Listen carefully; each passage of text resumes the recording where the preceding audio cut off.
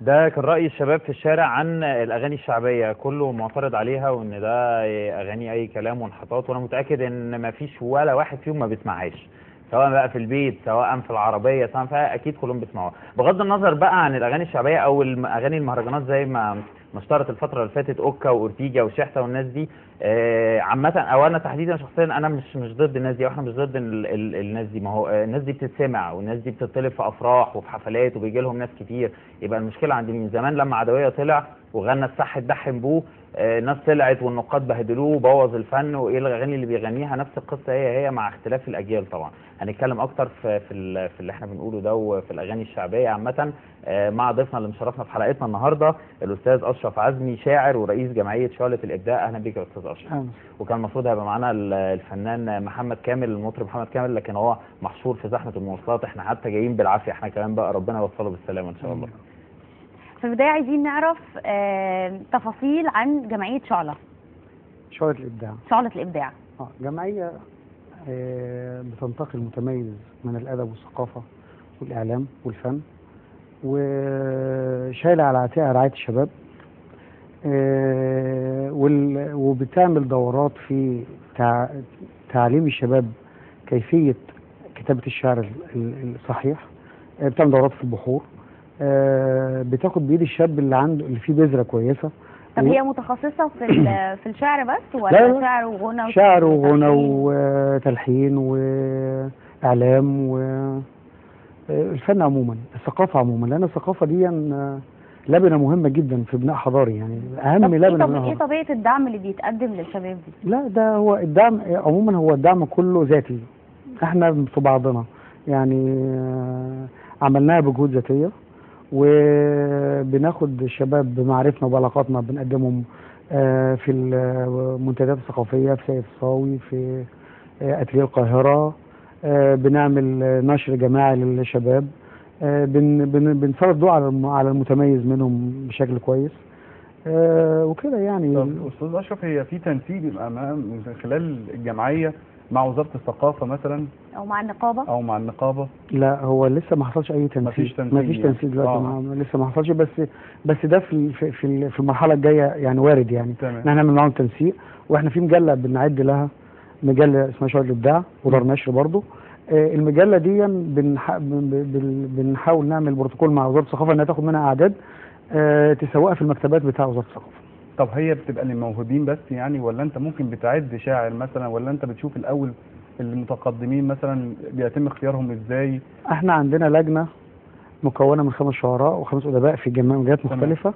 اللي عايز ينضم للجمعية بيبعت عمل او 2 أو 3 حسب قدرته، كشاعر او كقاص او كروائي. تمام. بيبعت عمل بتفحص في بذرة كويسة، في هنشوف من وراء ان ده عنده لو اتعلم هيبدأ اكتر، بنضمه وبنرعاه في هذا الصف. هو مفيش غناء في غناء طيب يعني شعلة الإبداع ممكن تتبنى موهبة أو تدعم موهبة زي اللي احنا كنا بنتكلم عليهم أوكا وأورتيجا والناس دي، ولا لا لا لا ما تدعمش ده، لأن احنا أولا لنا جروب مثلا على الفيسبوك، كل الجروبات فيها ألفات. احنا الجمعية الوحيدة اللي الجروب فيه 150 فرد فقط، بس 150 فرد منتقاه من كل المثقفين الوطن العربي، منتقين يعني فعلا، يعني من عينهم على الفرازه يعني. يعني تكاد تكون، يعني ما كنت بتكلم مع صديق امبارح قال الجمعيه بتاعتك تكاد تكون لما صفوه المثقفين، عشان احنا عايزين نقدم رساله ساميه. حضرتك ما قلتليش لا ليه برضه؟ لا ايه؟ على انا مش رافض الاسماء. تمام. يعني برضه عشان مش رافض ان هم دول كل واحد حر في اللي هو عايز يعمله. هو الفن ده ابداع، وكل واحد حر في اللي هو عايز يعمله. بس انا رافض ان انا ما ببصش لمجتمعي وانا بتكلم. اذا كان شعر او فن او ادب لازم ابقى حاطط المجتمع وتقاليده واعرافه في دماغي. طب ما المجتمع عايز دول. لا، مين قال المجتمع عايز دول؟ ان هم بيعملوا حفله بشر بتروح تتفرج عليهم الوفات وكل الافراح كمان. كل الافراح ممكن اقول لك ان دي فوبيا مرتبطه بالحدث، بحدث الفرح. يعني ده انا اعتقد ان مفيش حد في بيته، حد عاقل في بيته هيقعد ويسمع ده هو واولاده. اما انت عارفين سن المراهقه والشباب، وفي حاجات كتير جدا. في ناس بتحط الشريط الحاجات دي في العربيه او سيدايه بتاع الحاجات في العربيه عشان تسمع صخب جنبها، بس مش فاهمه. انا عندي سؤال. ان الاغنيه الشعبيه ليها قواعد، يعني بمعنى مثلا الاغاني اللي احنا بنسمعها الاوكا واورتيجا والاغاني المهرجانات والكلام ده، هل دي ليه ايه اللي خلانا نسميها ان هي دي اغنيه شعبيه؟ يعني هل اكيد في قاعده ثابته للاغنيه الشعبيه المفروض يكون فيها 1 2 3 دي الاغنيه الشعبيه تكون اللي هي العاميه بتاعه الشعب المصري؟ ومين بالنسبه لك المطرب اللي انت بتقول مثلا موجود دلوقتي بيغني هو ده فعلا مطرب شعبي وبيمثل طبقه البسطاء؟ ولا هو يمكن عشان هم طالعين من منطقه شعبيه فبقوا مطرب شعبي؟ ما انا عايز افهم ده مالهاش علاقه بدي. هو اولا الاغنيه الشعبيه برضو اطلقت اخذت هذا الاسم لانها مفرداتها السهله القريبه من الشارع قوي، العاميه. بس انا ما احطش بقى في المفردات دي الفاظ خارجه، بس هي دي القضيه يعني. ان انا ما اضيف الفاظ خارجه، اضيف ايحاءات. يعني في الفاظ، في جمله تديك ايحاء غريب وانت قاعد يعني، فده هو الخارج. اما ما فيش مشكله انك انت تغني شعبي وقريب جدا من الناس وبلغه بسيطه جدا، بلغه قد تكون اقل من العاميه كمان بس محترمه. هي دي هي القضيه. لا اعمل اللي انت عايزه بس في اطار محترم. ومين بالنسبه لك المطرب الشعبي اللي موجود حاليا بتقول ده مطرب شعبي بيمثل المصريين او الفن الشعبي المصري؟ هو انا ما فيش اسم دارج على دماغي بصراحه يعني. دي مشكله. انا رافض كله بصراحه يعني. بس يعني عبد الباسط حموده، عبد الباسط حموده بيعجبني على فكره، بيعجبني جدا عبد الباسط حموده. بوسي عندها اغنيه يا دنيا، كلماتها جميله، كلمات الاغنيه شعر فعلا، كلمات جميله. ده اللي يمكن الاغنيه الوحيده اللي سمعتها. يا دنيا تمام. الكلمات جميله وهي صوتها حلو. وبعد كده حط ايده. ده حط ايده دي بقى دي حاجات غريبه زي حاجات سمعناها كتير في هذا السياق يعني. حط فيها برضه مطربه دي هم المفروض ان هي معموله كفيلم يعني، محطوطه الاغنيه دي اللي هي غنتها مع محمود الليثي، انا مش فاكر مع مين، محطوطه في فيلم كاطار برضو من ناحيه، مش بجيبها من ناحيه السينما، من ناحيه الفلوس، كاطار من ناحيه ان انا هجيب مشاهدين اكتر، ناس هتخش تتفرج على الفيلم اكتر. اللي هي يا دنيا ولا هي لا اللي هي حط ايده. ممكن تكون ده سياق فيلم، مفيش اي مشكله، بس برضه سياق فيلم. لا انا مش بقول سياق فيلم. انا بقول ان السوق عايز كده عشان يجيب ناس تخش تتفرج على الفيلم، عشان الناس تدفع فلوس. احنا هنتكلم عن السوق. السوق ده اللي هو ايه؟ السينما. مين اللي بيتفرج على السينما غير الشباب المراهق؟ ده دلوقتي عمال من 14 ل 18 سنه. وده لو انت بنيت رؤيه مجتمع كله على الشباب في السن دون. استاذ اشرف، بس احنا كده بنتكلم في كارثه، خلل في الذوق العام، دي مصيبه. الخلل ده موجود على فكره من فتره. من فتره قد ايه تقريبا؟ من فتره كبيره. فتره كبيره الخلل ده موجود، خلل في الذوق العام ده موجود من زمان جدا. تمام. من فتره تكاد تكون مقربه من 20 سنه. يبقى المشكله مش مشكله المطرب دلوقتي، معلش، ما احنا مش عايزين نعلق شماعه الاخطاء على المطرب. مشكله المطرب او الملحن او المنتج او الكلام ده استغلال ده. انا ليه استغل ده؟ طب ما انا اقدم قيمه. هيقول لك بيكسبني. ما هو انا لو انا معلش يعني اللص بيكسب. تمام. بس انا مش عايز اكسب بطريقه مشروعه. وبعدين اكتر حاجه تخرب بيوت هو الشكل. بغض النظر عن المكسب، النجاح نفسه في حد ذاته، هو لو قدم حاجه مش هقول ذات قيمه او حاجه ليها معنى او حاجه اللي حضرتك بتتكلم عليها تحديدا، نجح قدام مين؟ في النسبه الاكبر مش هينجح. طب نجح قدام مين؟ يعني ايه نجح قدام مين؟ يعني المطرب الشعبي اللي بيقدم ده نجح قدام مين؟ ما هو مش قدام مجتمع كامل. صدقني انت ما بتسمعش يعني. لو جينا نعمل مقارنات، انت بتسمع في بيتك ايه؟ لا انا ما بسمعش اصلا خالص. فهو ده مش نجاح، ده نجاح وقتي.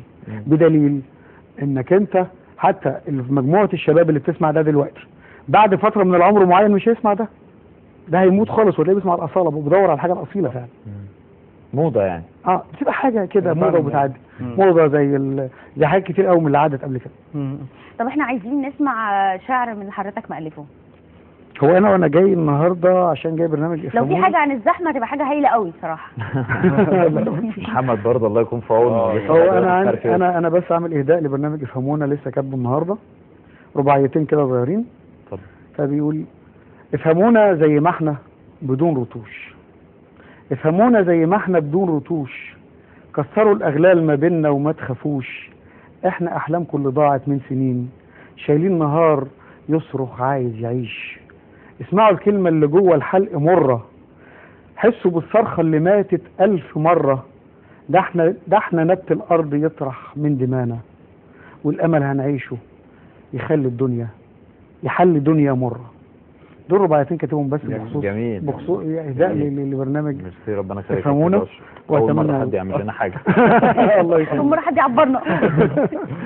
نسمع حاجه لحضرتك بقى. انا كان كنت عامل حاجه زي بانوراما كده او ملحمه اسمها ميدان الماريونيت، وده عنوان ديوان ميدان الماريونيت، وده عنوان ديوان السادس، وهو في الهيئه دلوقتي تحت الطبع، هيئه اصول الثقافه.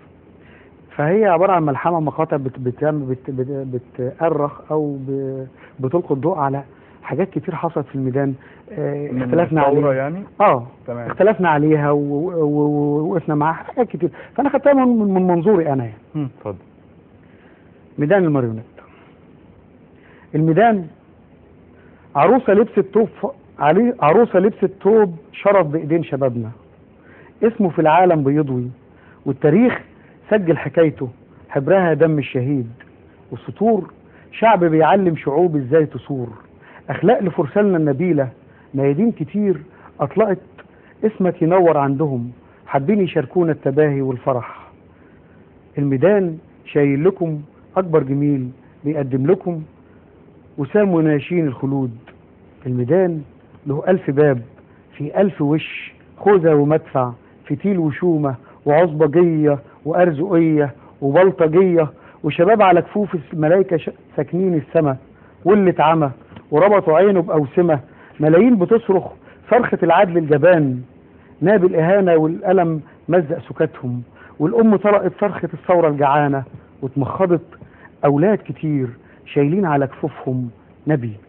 الميدان مليون حكاية، والكادر مسحوم بالمشاهد والصور، قسيس وشيخ يتبادلوا نوبات الحراسة، وبيتلوا فورات الحياة، وبينزفوا في حبات الكرامة وهم بين ايد ربنا، والريح ملانة خراطيش قنابل بدل المطر، توليفة من كل الفئات اتجمعوا، وفي صرخة واحدة واتحاد جبنا الوطن.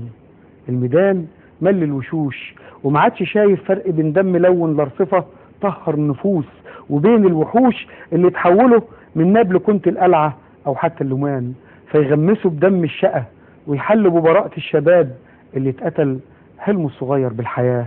الميدان افكار كتير، مليون بيان، وشاشات بتطرح اغبية، وحلولنا ليه لازم تعدي المقصلة، تقطع رقابة حلمنا، توقت في جوف الحلق دايما حزننا. هو انتوا ايه صابكوا العمى؟ والله المصالح قتلت الحق في بطونكم، مش هنطلب منكم شيء، دي الرحمة صفة للإله. الميدان من صيحة واحدة اتقسمت حكايات كتير، 100 ائتلاف، حبينا طعم الاختلاف، ونسينا الكل نايمة بتتنهش، وطلع لنا اللهو الخفي، محد عارف إذا كان فلول ولا العساكر، ولا دي جيوش المغول ولا التتر.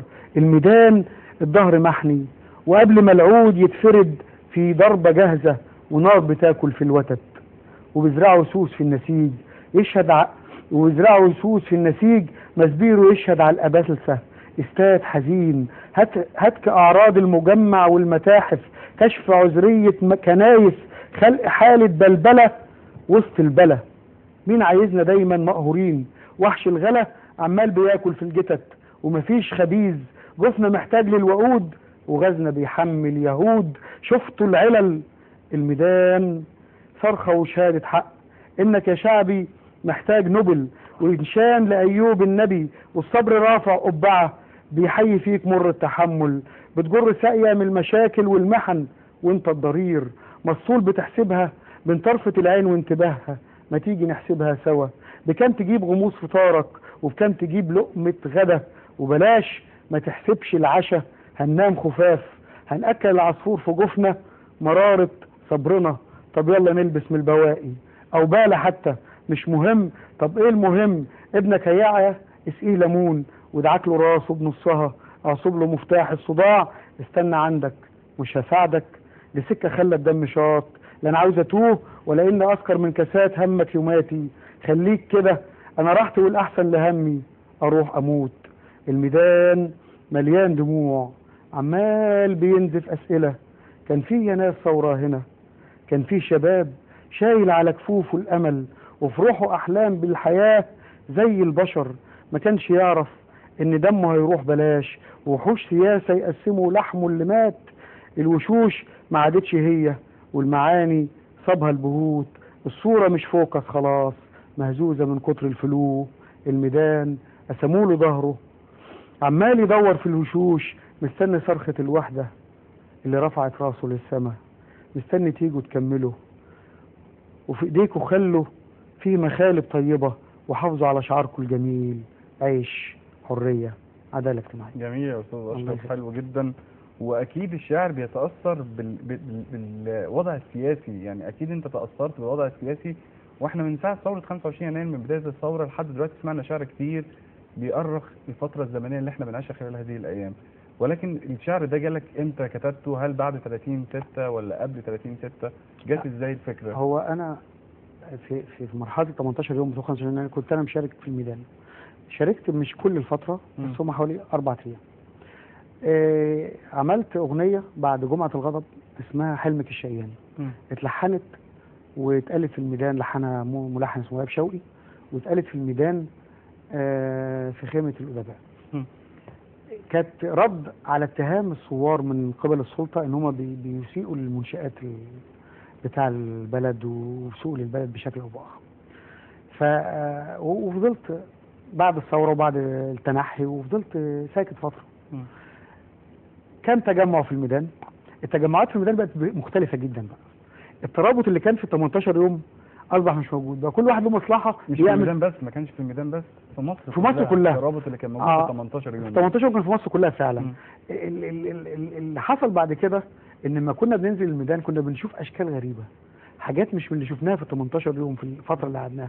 الترابط والتلاحم ده مش موجود، بتحس ان كل واحد جايب خيمه كاتب عليها اسم اللي جاي، الحاجه الجهه اللي تابع لها، وتحس بالتفتت والتشعب. فده صدمه بصدمه مناني. فانا كتبت دي بعد ما شفت كل الاحداث دي. الميدان ما عادش له طعم، كان في تفتت غريب، ائتلافات كتيره جدا. احنا عاملين يعني بدل ما نبقى يد واحده بقينا حبينا قوي، حبينا ان احنا نبقى مختلفين. طب استاذ اشرف، هي شعلة الابداع بقى لها كام سنه؟ يعني تقريبا سنه ونص.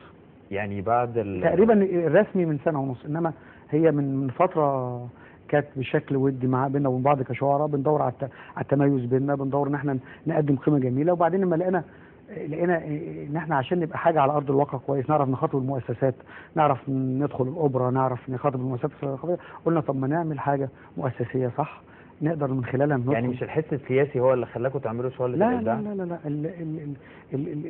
الحس، الاهتمام بالثقافه. الثقافه دي مهمه جدا جدا جدا.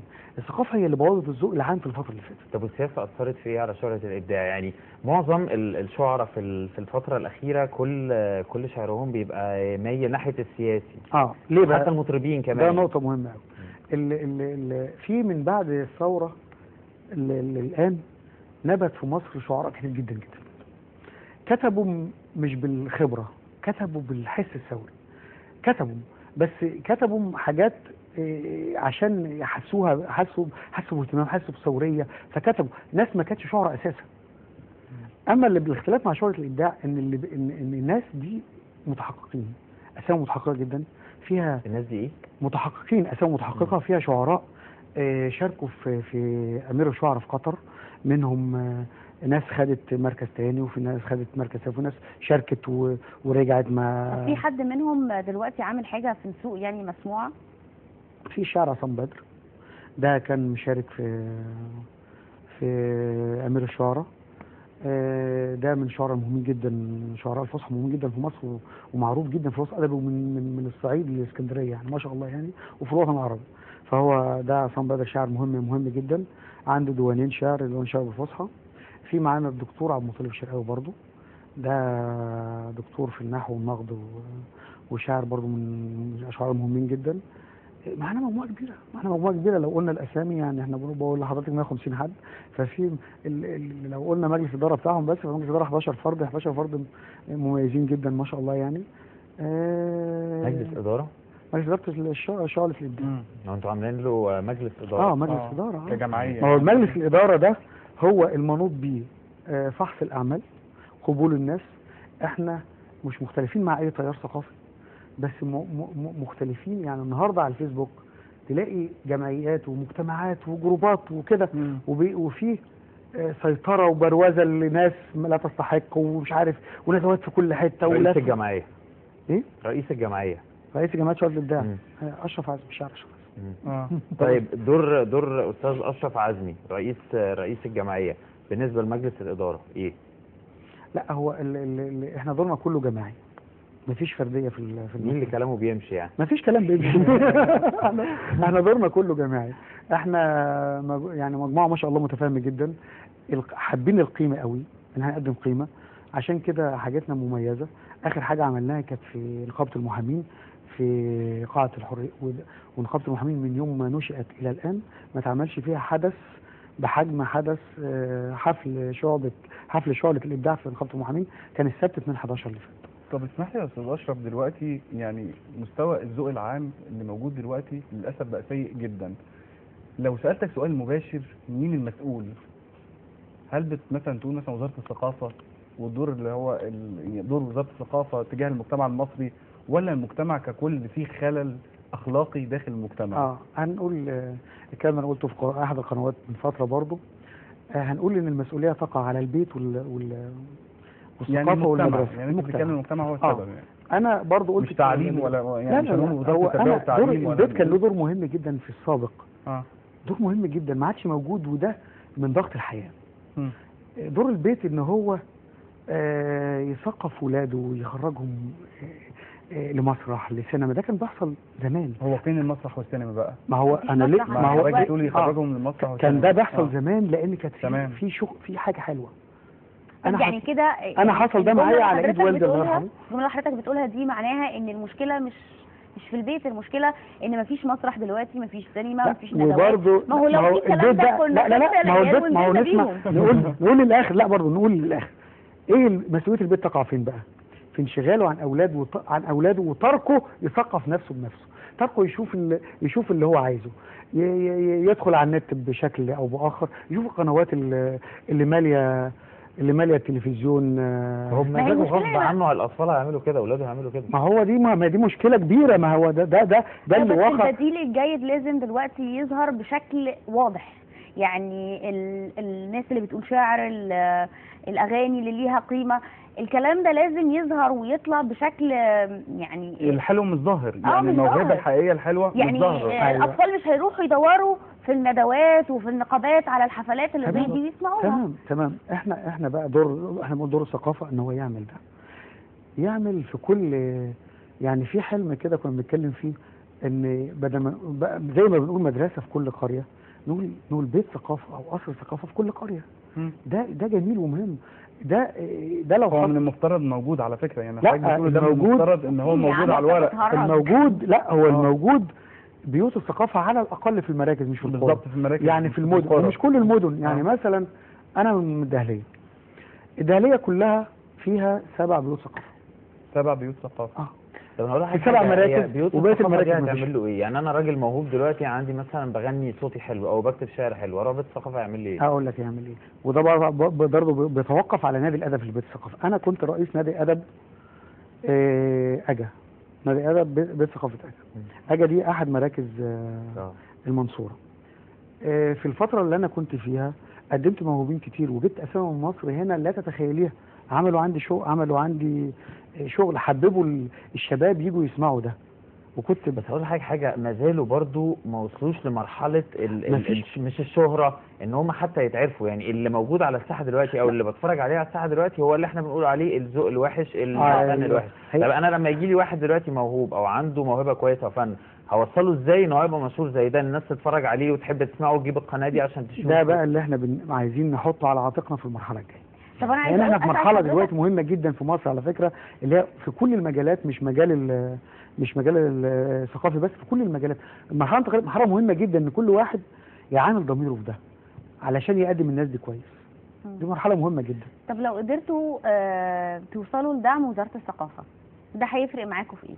او هيفرق مع كل المواهب اللي موجوده في مصر الشابه اللي لسه ما ظهرتش، هيفرق معاهم في ايه؟ احنا في الوقت الحالي دعم وزاره الثقافه يكاد يكون قليل جدا بالنسبه للبيوت بتاعته هو، يعني لبيوت الثقافه بتاعته.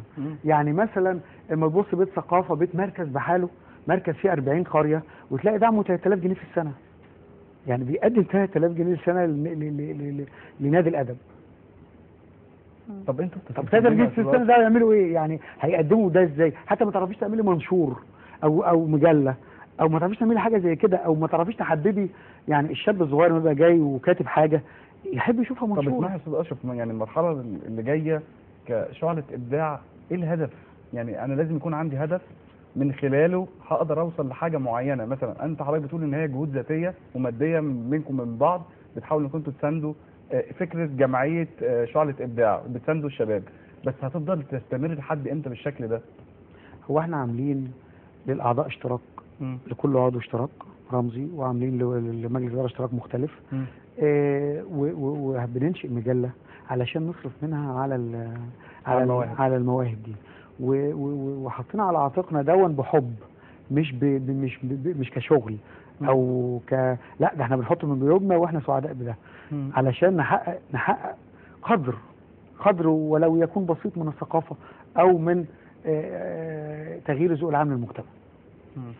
فده مهم جدا، حاطينه على اكتافنا يعني، وعاملين تواصل بين منتديات كتير قوي في الوطن العربي، وربنا يعني طب ليه ما يبقاش في دعم مادي من وزاره الثقافه؟ لا هيكون ان شاء الله. يعني انا المبالغ اللي الاستاذ اشرف بيتكلم فيها اصلا احنا هنخاطب لا احنا هنخاطب بدايه طبعا 3000 جنيه. لا انا بتكلم دعم بمعنى كلمه دعم. ما احنا هنخاطب ان شاء الله ده. بس انا بقول اذا كان ظروف البلد النهارده انت مش قادر تدعم بيوتك انت، طب ايه اللي يخليك تدعم حاجه براك؟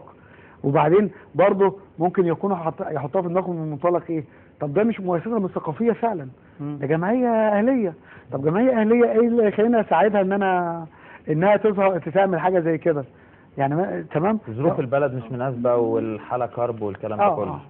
فهذا الوضع كالتالي. احنا يا استاذ اشرف للاسف وقت حلقتنا خلص بسرعه. احنا كان نفسنا طبعا الفنان المطرب محمد كامل يبقى موجود معانا النهارده، لكن للاسف الزحمه بيقولوا ان هو لسه واصل دلوقتي. يعني لسه واصل دلوقتي، فاحنا بنعتذر له طبعا، وكان نفسنا يكون معانا، وكنا سعداء ان حضرتك معانا النهارده وشرفتنا، وان شاء الله يبقى في نجاحات اكتر الفتره اللي جايه. الف شكر. شكرا جدا يا استاذ اشرف. كده خلصت حلقتنا النهارده. هنستنى الاسبوع اللي جاي، ويا رب من الاربع للاربع يعدي على خير، ومصر واهلها دايما بخير. كل اللي عندي لو هكسر الحواجز، اتمنى تفهموني وان اكون بديكوا حافز بمنتهى الصراحه مع كل احترام. هي دي وجهه نظري من غير لف ودوران. هقول كل اللي عندي لو هكسر الحواجز، اتمنى تفهموني وان اكون بديكوا حافز بمنتهى الصراحه مع كل احترام. هي دي وجهه نظري من غير لف ودوران.